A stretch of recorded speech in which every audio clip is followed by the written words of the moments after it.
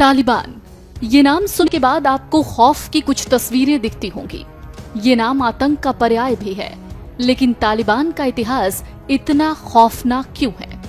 क्यों तालिबान से दुनिया खौफ में रहती है? तालिबान एक उर्दू शब्द है जिसका अर्थ होता है विद्यार्थी। अफगानिस्तान से रूसी सैनिकों की वापसी के बाद 1990 के दशक की शुरुआत में उत्तरी पाकिस्तान में तालिबान का उभार हुआ। साल 1994 में ओमार ने इसी कंधार में तालिबान को बनाया था। तब उसके पास 50 समर्थक थे जो सोवियत काल के बाद गृह युद्ध के दौरान अस्थिरता, अपराध और भ्रष्टाचार में बर्बाद होते अफगानिस्तान को संवारना चाहते थे। धीरे धीरे ये पूरे देश में फैलने लगा। सितंबर 1995 में उन्होंने ईरान से लगे हेरात पर कब्जा कर लिया और फिर अगले साल 1996 के दौरान कंधार को अपने काबू में कर लिया। राजधानी काबुल पर कब्जा कर लिया।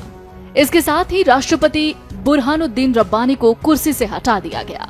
रब्बानी अफगानिस्तान मुजाहिदीन के संस्थापकों में से एक थे जिन्होंने सोवियत ताकत का विरोध किया था। साल 1998 तक करीब 90% अफगानिस्तान पर तालिबान काबिज था। शुरुआत में अफगानिस्तान के लोगों ने तालिबान का खूब समर्थन किया। तालिबानियों ने उस वक्त जुर्म करने वालों को सरेआम सजा देनी शुरू कर दी। दुष्कर्म करने और चोरी करने वालों को सरेआम अंग भंग कर दिया जाता था। समय के साथ साथ रूढ़िवादी कट्टरपंथी नियम थोपे जाने लगे, जैसे टीवी और म्यूजिक बैन कर दिया गया। लड़कियों को स्कूल जाने से मना कर दिया गया। पुरुषों को कहा गया कि वो अपनी दाढ़ी सबसे लंबी रखें। महिलाओं पर बुर्का पहनने का दबाव बनाया जाने लगा। जब अमेरिका के वर्ल्ड ट्रेड सेंटर पर आतंकी हमला हुआ, उसके बाद दुनिया की नजरों में तालिबान आया। कहा जाता है जब अलकायदा सरगना ओसामा बिन लादेन 11 सितंबर 2001 के आतंकी हमले की प्लानिंग कर रहा था, तालिबान ने उसे पनाह दे रखी थी। अमेरिका ने उसे ओसामा को सौंपने के लिए कहा था, लेकिन तालिबान ने इनकार कर दिया।